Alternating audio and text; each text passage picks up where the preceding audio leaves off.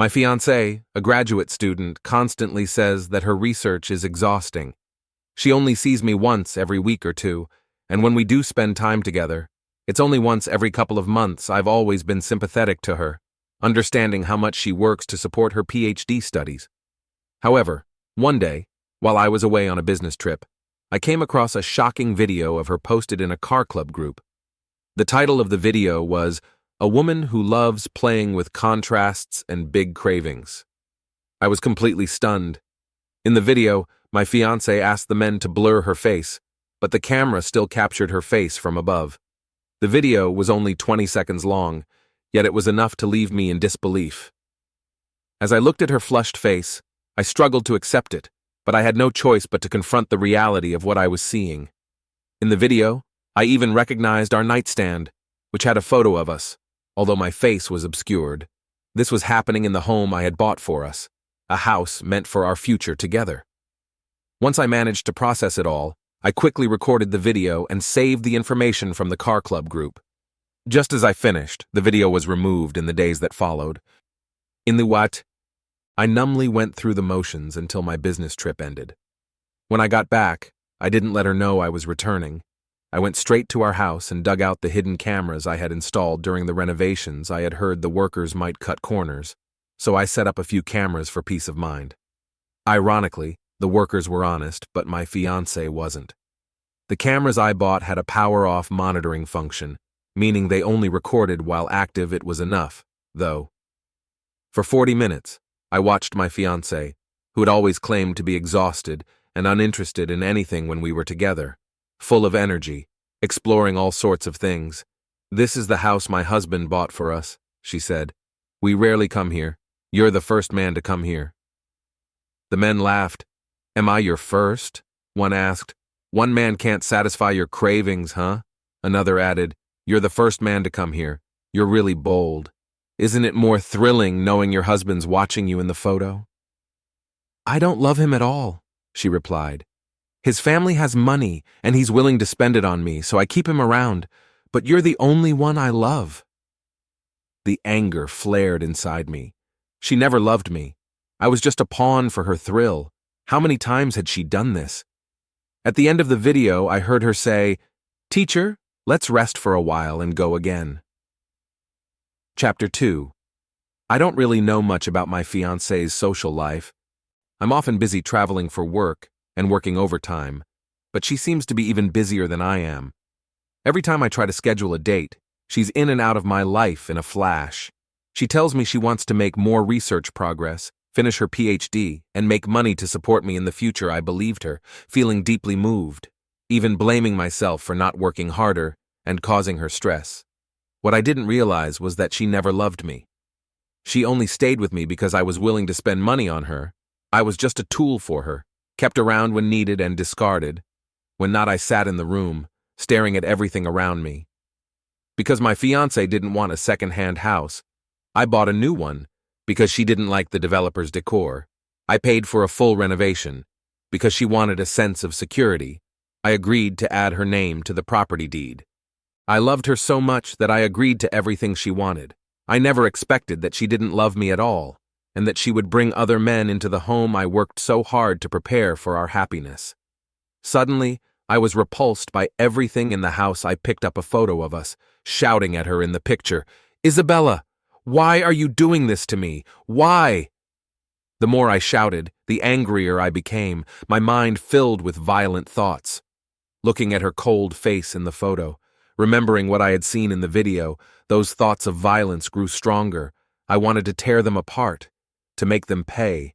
But then, I threw down the photo and ran out into the cold night air. It was like a sudden clarity. There was no reason to end up in jail over someone like her. I wanted revenge, but not death. Chapter 3. I captured a screenshot of the man's face, which had been accidentally revealed in the video. I then did some research on my fiancé's school website. After a few hours of searching, I found the man. It turned out he wasn't just a teacher at the school, but also a member of the school's basketball association. On the website, I found a group photo from an award ceremony that included both this man and my fiancé. It seemed my fiancé wasn't just focused on her research after all. If it weren't for this photo, I wouldn't have known that she even played basketball. I took a screenshot of the man's award photo and posted it on the school forum. Wow, this teacher is so handsome. Can anyone tell me which faculty he's from? In half a day, I found out his name was Liam Juan, a foreign language teacher who was unmarried. Many comments on the post flooded in.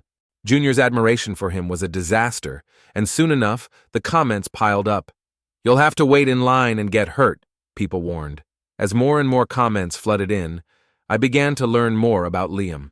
It turned out that he was quite the prominent figure at the school, an exceptional basketball player who led the school team to many victories, which made him the object of affection for many female students. This scumbag pretended to be a respectable teacher, but was actually accepting any woman who came his way. Using the guise of love to manipulate and deceive many female students, I created a new account, posing as one of his victims, and accused him of secretly filming videos of their encounters. The post quickly went viral, and the comments followed in droves. Everyone was eager to gossip. Gradually, other victims also came forward, accusing Liam of being a master at managing his time, juggling multiple girlfriends at once while denying everything after using them. Some passionate individuals even edited the post into a video, which they shared on social media. The online chatter intensified, and Liam's personal information was quickly dug up. When Liam found out, he nearly lost his mind. He sent a private message to my account. "Who the hell are you? What do you want? I'll sue you for defamation."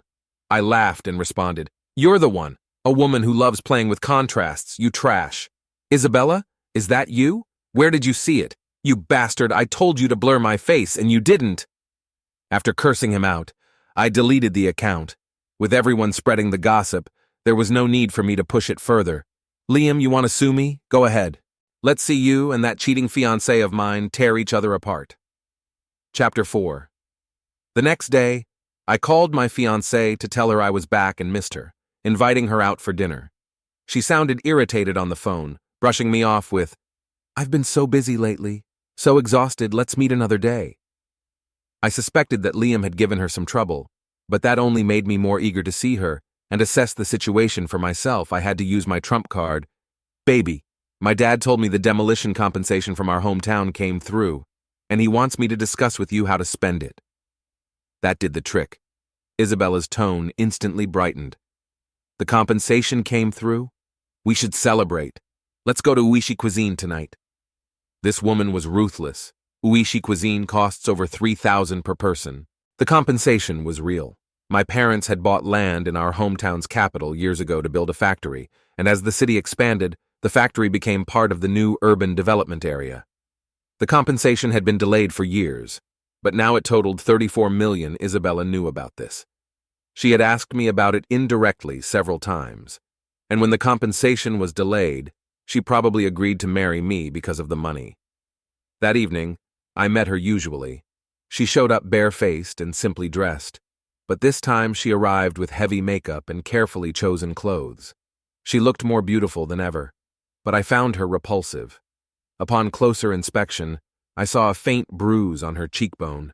Liam had hit her. I was filled with a dark sense of satisfaction. I rushed over, deliberately squeezing her cheeks with both hands. "Baby, I missed you so much. You're so beautiful." She grimaced in pain, quickly prying my hands away. "Oh, you're messing up my makeup." I pinched her face a few more times, enjoying her hissing in pain.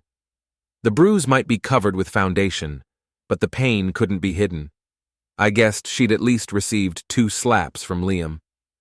"How much was the demolition compensation? How much will your dad give you?" she asked, getting straight to the point.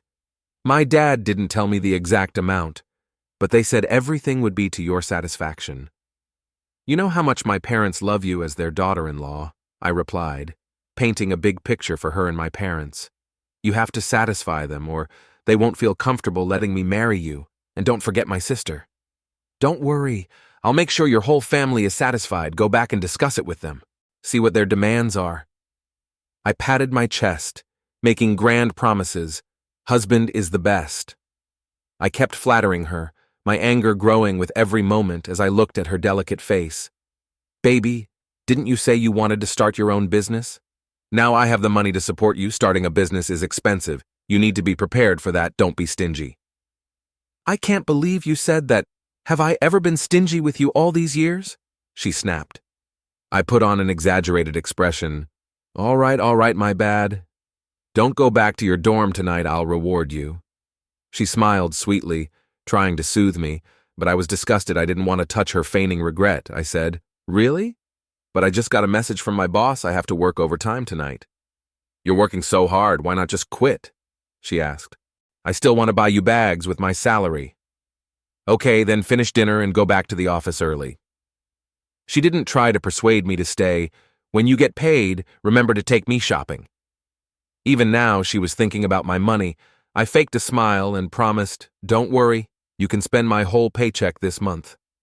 When I got back, Isabella sent me a list. Chapter 5.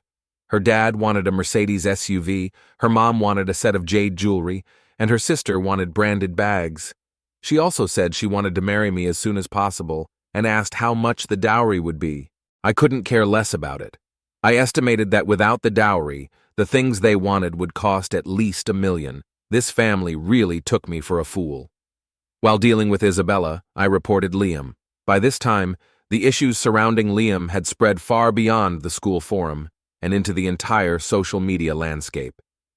The online crowd had escalated from criticizing his lack of morality to condemning the entire school for enabling such behavior. I gathered every online report about Liam, organized the victims' timelines, and collected all the related evidence into a detailed chart. I then sent a copy of this chart to the school's email and posted it online. On top of that, I compiled a list of the school's other issues and forwarded them to the Education Bureau. I got a new phone number and called the mayor's hotline to file a complaint about the university's improper conduct, allowing teachers to deceive and secretly film female students. I also informed them that I had already sent detailed information to the Education Bureau's email soon after. Both the mayor's hotline and the Education Bureau replied, promising a thorough investigation with online public opinion in full swing and offline reports piling up. Liam was suspended. I had someone keeping an eye on him, and as soon as I got the news, I quickly hopped into a cab and rushed to the school. The timing couldn't have been more perfect. I spotted him just as he was leaving. Liam was driving out of the school gate when the person I had arranged blocked his path. A young guy, pretending to be a college student, rode his bike straight into Liam's car.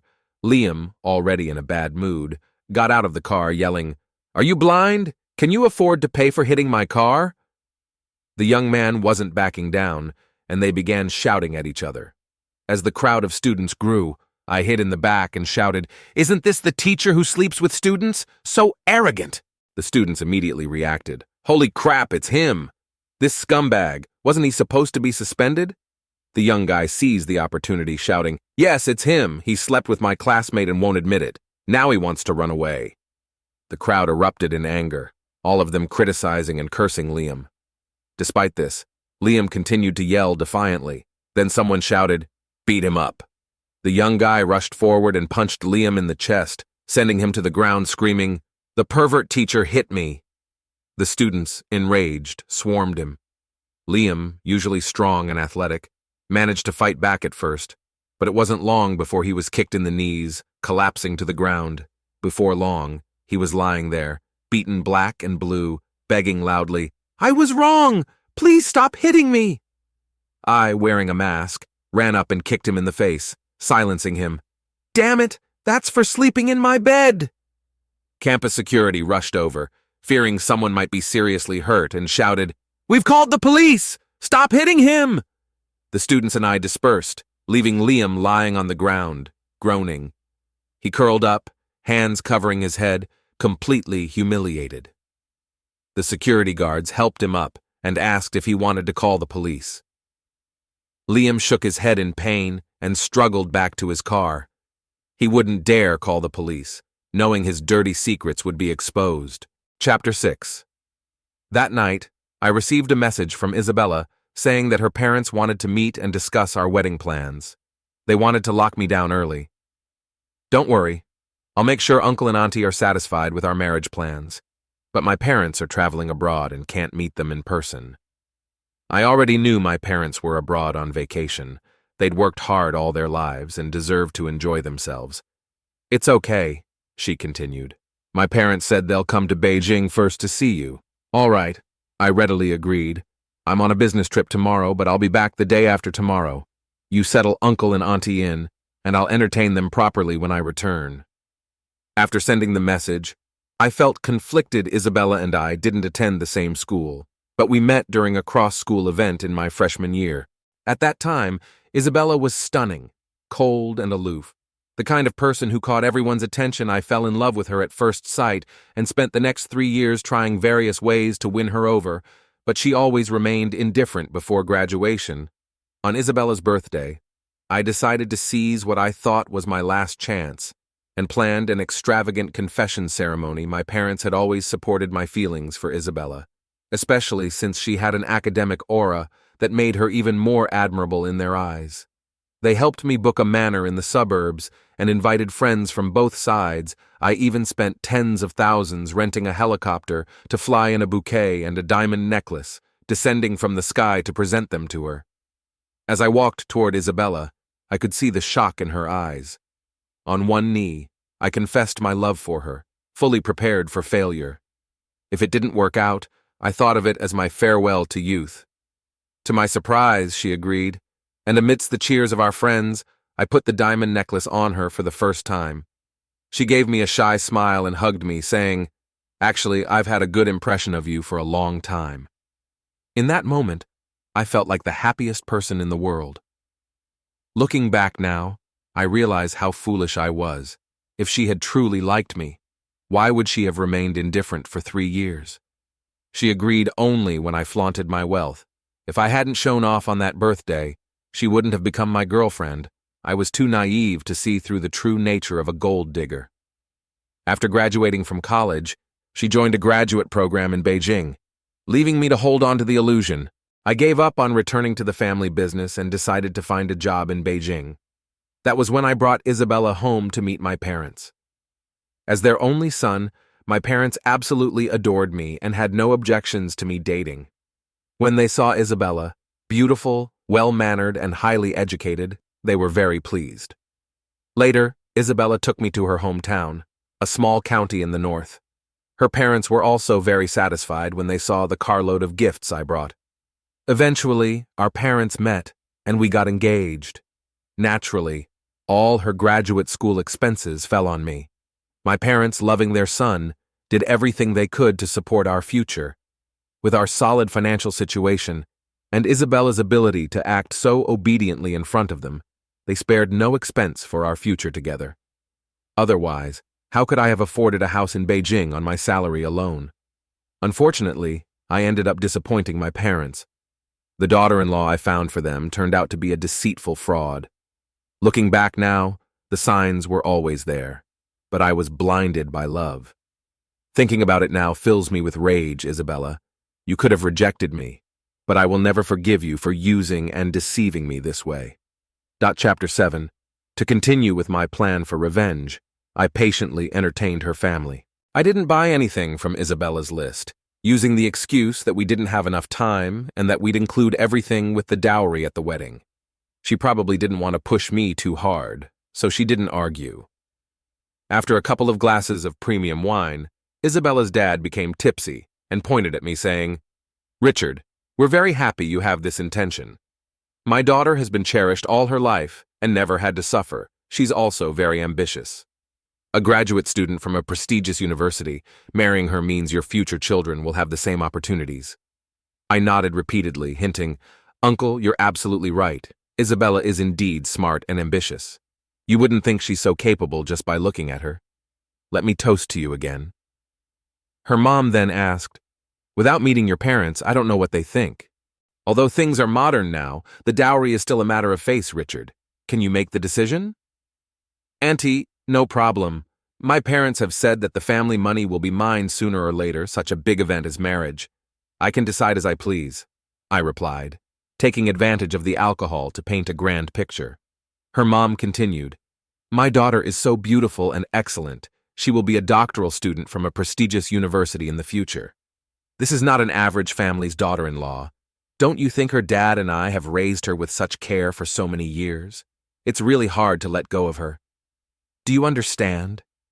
Auntie, say no more. I understand very well. My family is prepared to offer a dowry of 1 million, Auntie. What do you think? The table fell silent, with my fiancée's family staring at me. Her dad was so excited that he spilled his wine. How much? He stammered. Both her parents were just regular workers, and Isabella had once told me that their lifetime savings were only about 300,000. A 1 million dowry was astronomical to them. 1 million dowry, uncle. This should surely give you face back home, right? I said firmly. Her dad's eyes widened instantly. Definitely. Isabella clearly didn't expect me to be so generous. Her eyes lit up as she grabbed my hand. Honey, are you sure you're not drunk? Will your parents agree to this much money? I avoided her touch and waved grandly. Don't worry, my parents' money is my money. I chased you for so many years to make you happy. My parents bought an 8 million house. They won't care about this dowry. Isabella's face almost split with joy.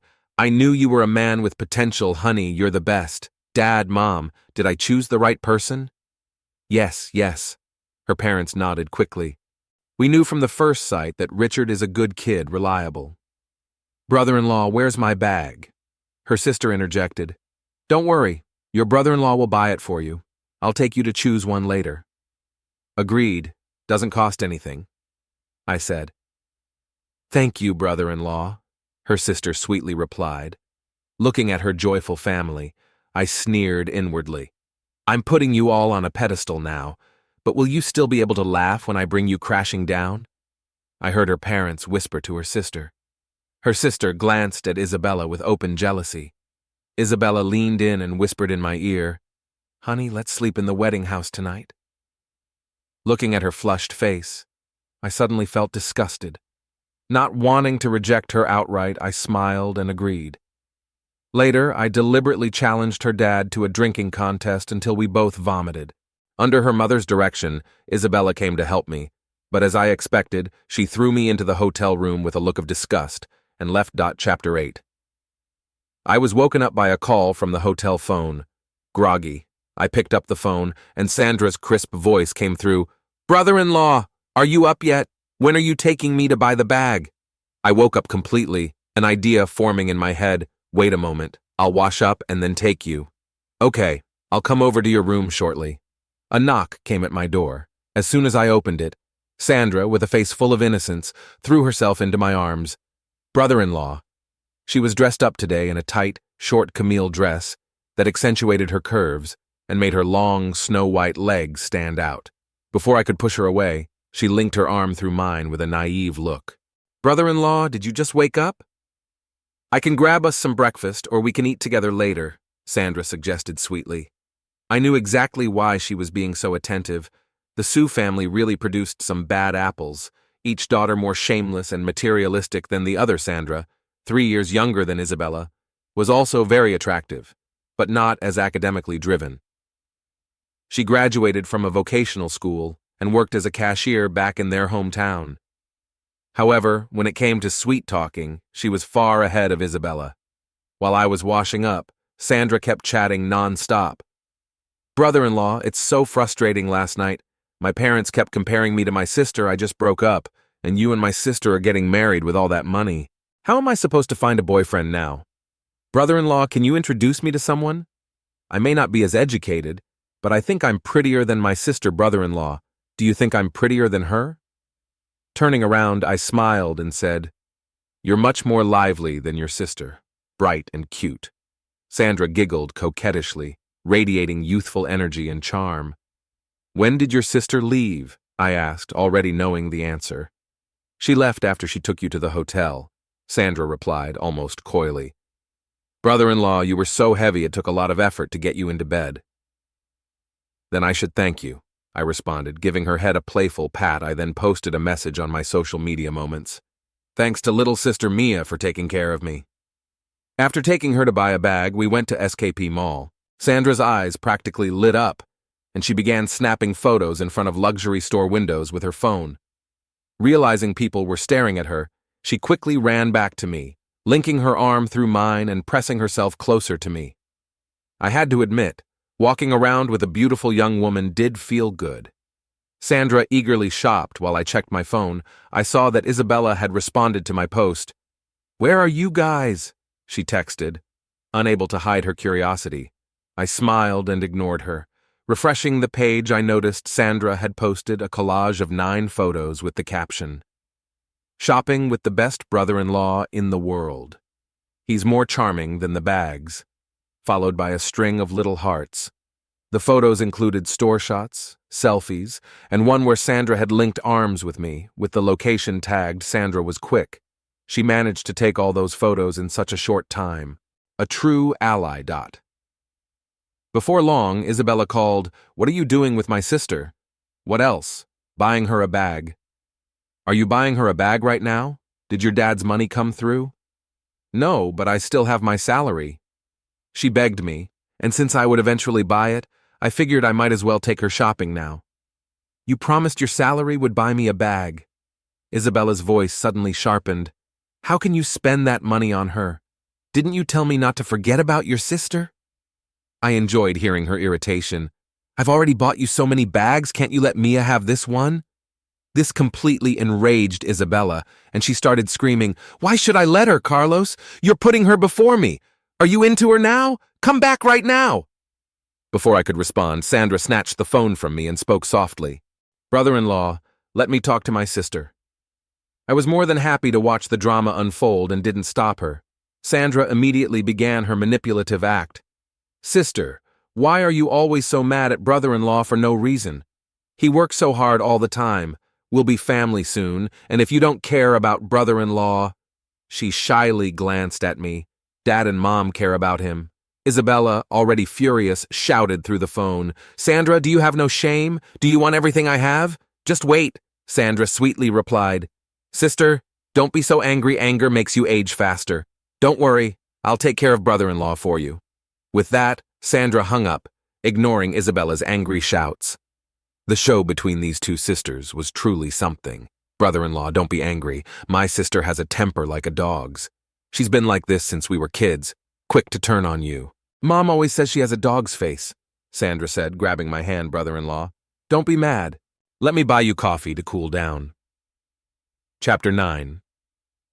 At the coffee shop, I sat shoulder to shoulder with Sandra. "We're going to be family soon. Shouldn't I be nicer to you?" I asked, feigning confusion. "Does your sister really need to get so angry?" The tactic worked perfectly. Sandra was fuming. "My sister has never liked me, brother-in-law.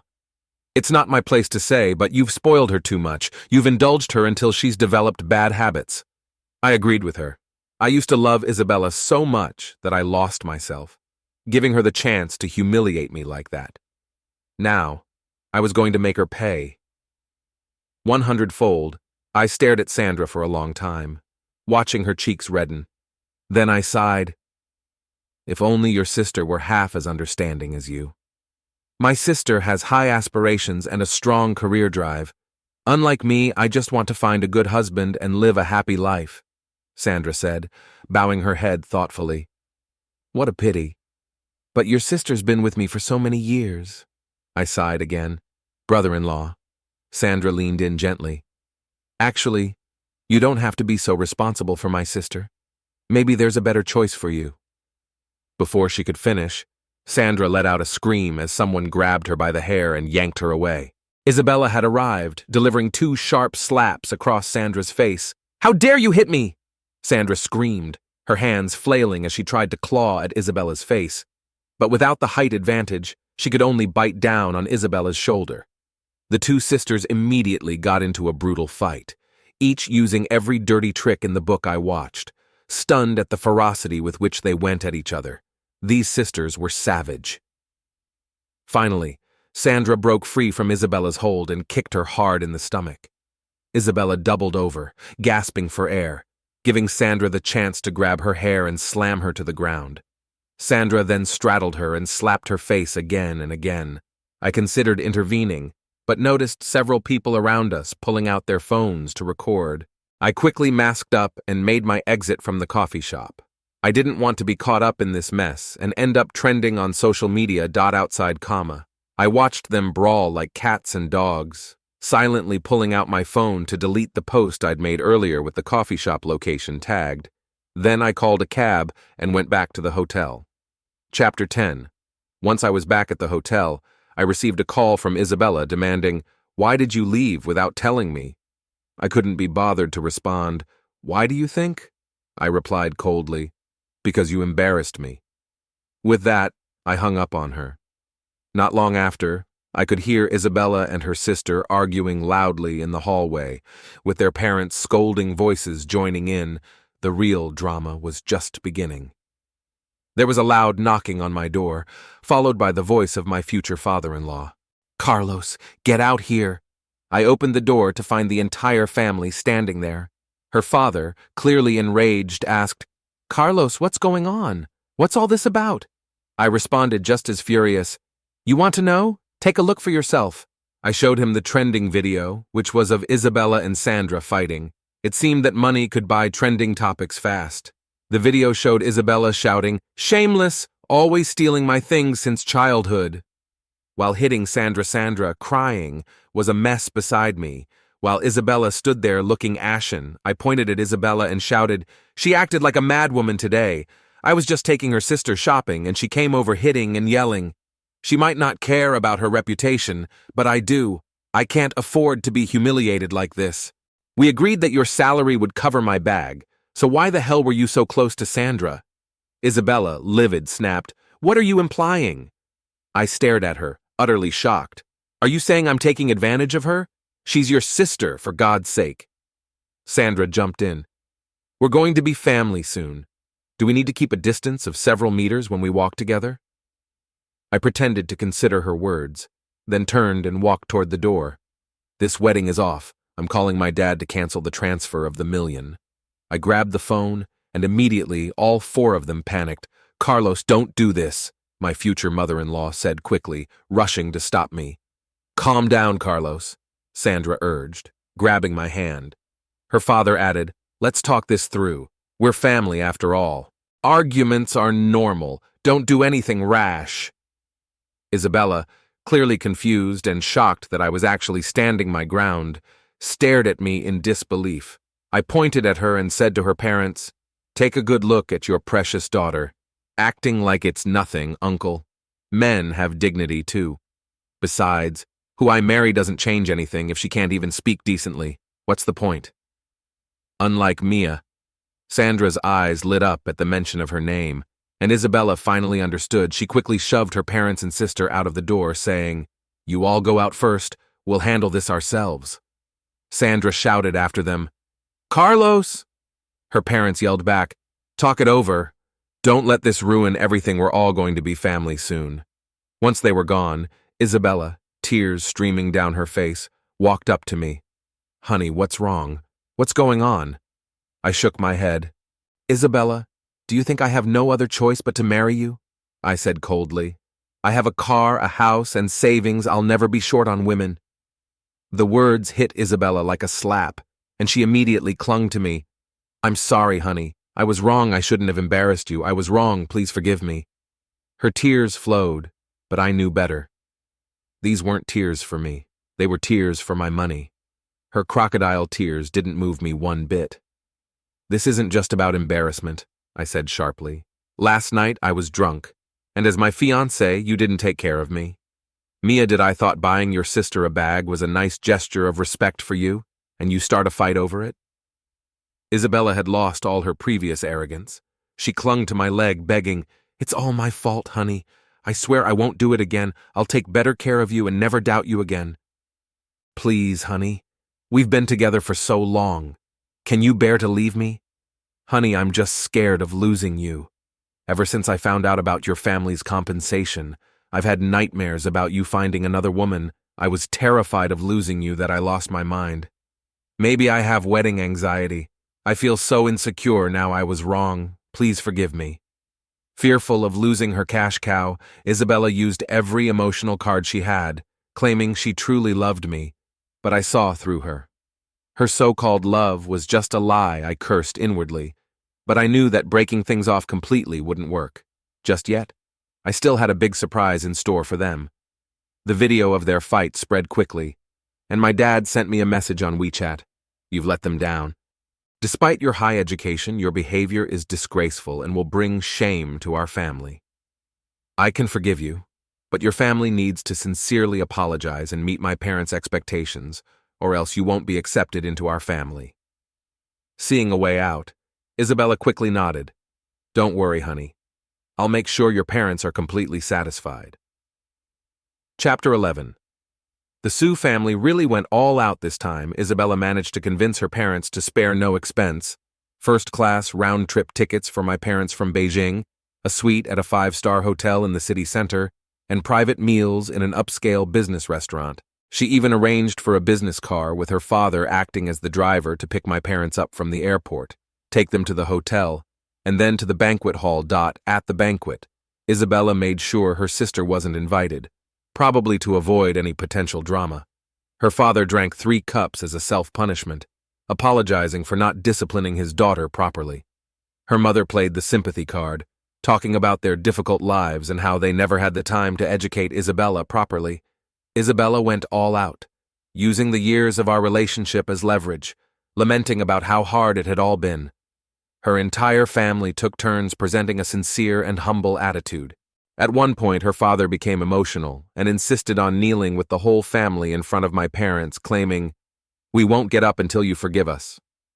Seeing the timing was right, I spoke a few kind words in Isabella's defense. We had already discussed it as a family, so my dad laid out the conditions for the marriage. The dowry would remain the same, and we wouldn't organize the wedding in Beijing. The Sue family would cover all wedding expenses, and they would also need to provide an additional dowry of 200,000, which would be returned to them later. This was necessary to show that they were serious. My dad handed me a card with 500,000 on it.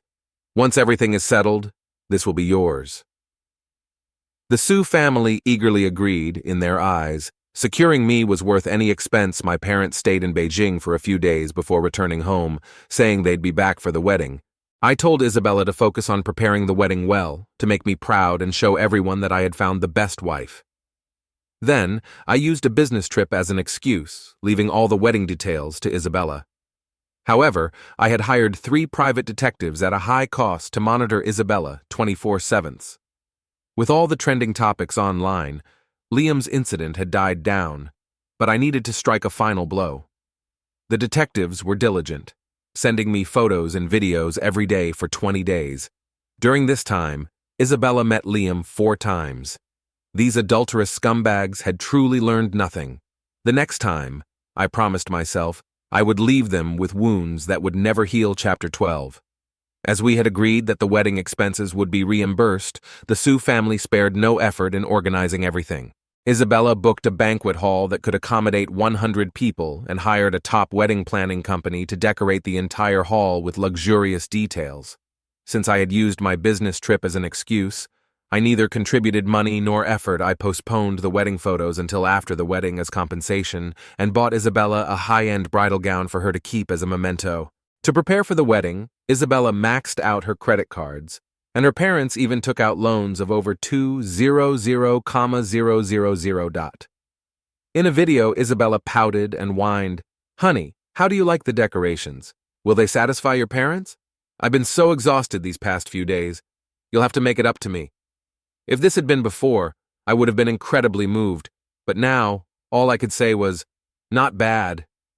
On the wedding day, I had a slideshow on the big screen showing off the dowry my family supposedly prepared. 1 million in cash, luxury cars, jade jewelry, and branded bags. But in reality, none of those items were present. I told the Sue family that my parents would bring these items to the wedding, so everyone could see how much we valued Isabella.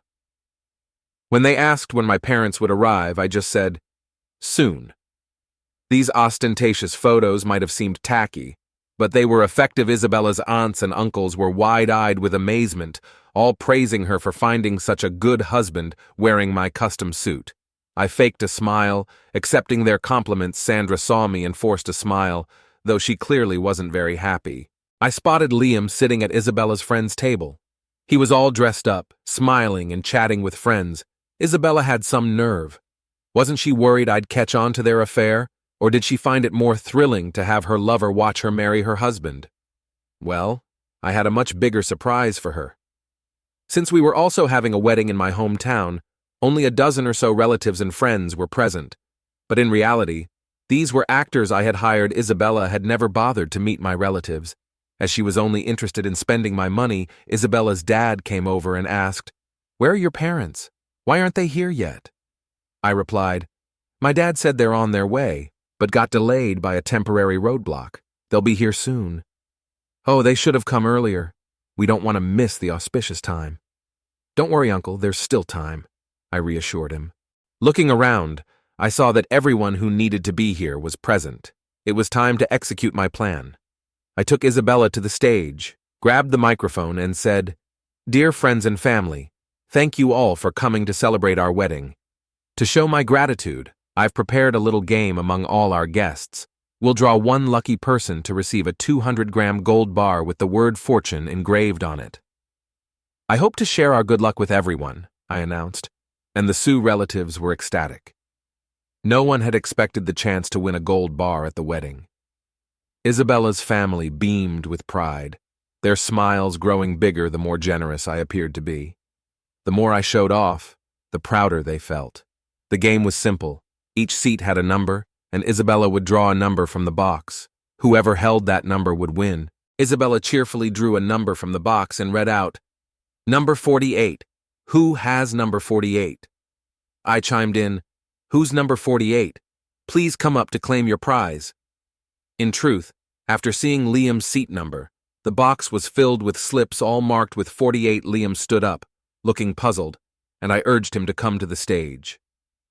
The moment he stepped up, a flicker of panic crossed Isabella's face, but she quickly recovered. "Oh, it's Mr. Wong! Come on up!" Amid the cheers, Liam walked up to the stage.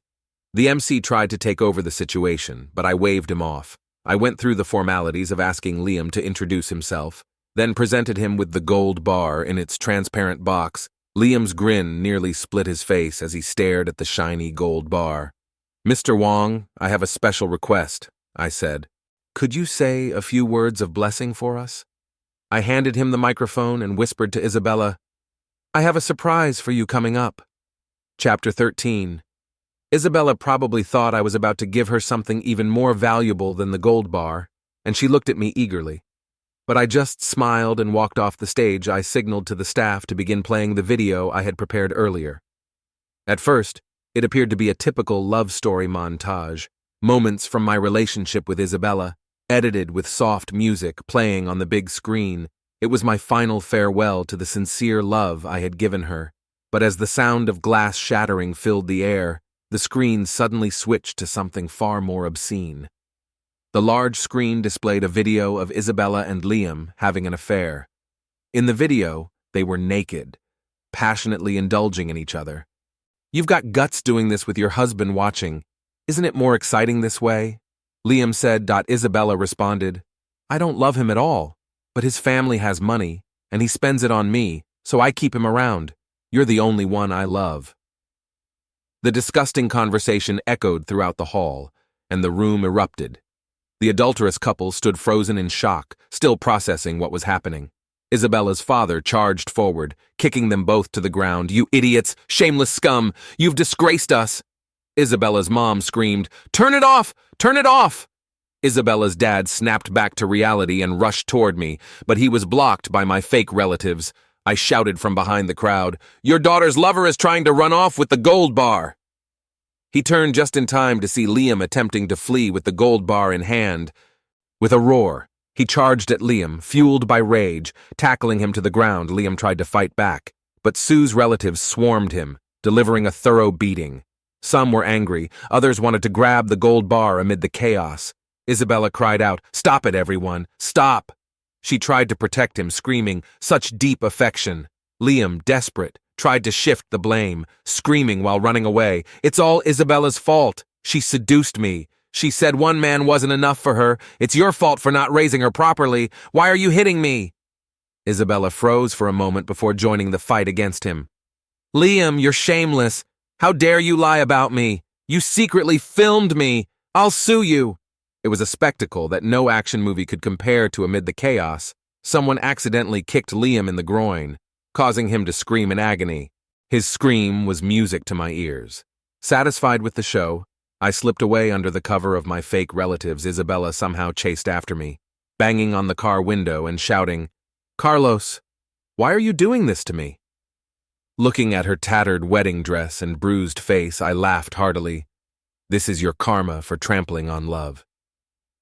The car sped away, leaving Isabella collapsed on the ground, wailing. Her figure grew smaller and smaller, eventually disappearing from my world entirely. Chapter 14. Later, I heard from the actors I hired that Liam ended up in the hospital with fractures and internal bleeding. He was unlikely to ever father children again. Following such a serious incident, Isabella's dad and several relatives were taken by the police for investigation. They were eventually charged with intentional injury and sent to prison. The hotel also demanded compensation for damages from Isabella, a truly astronomical amount for the Sue family. Given the spread of this incident, Isabella was socially dead. According to her school's announcement, she had been expelled, serves her right. I had the wedding house rented out through an agency, resigned from my job, and went on a tour around the country. During this time, Isabella's mom shamelessly called me, crying and begging for mercy, asking me to help pay off their debts. They had spent everything on the wedding, paid for the hotel damages, compensated Liam, and after selling their house, they were still tens of thousands in debt. Go find Liam. Didn't Isabella only love him? Besides, I left you the expensive wedding dress and the gold bar as compensation, I replied coldly. She was stunned for a moment, then started cursing and crying. Carlos, you're inhuman. You tricked us with fake stuff. I had it checked and it's worthless. I laughed heartily. Yes, worthless fake goods for a gold-digging liar. Isn't that a perfect match?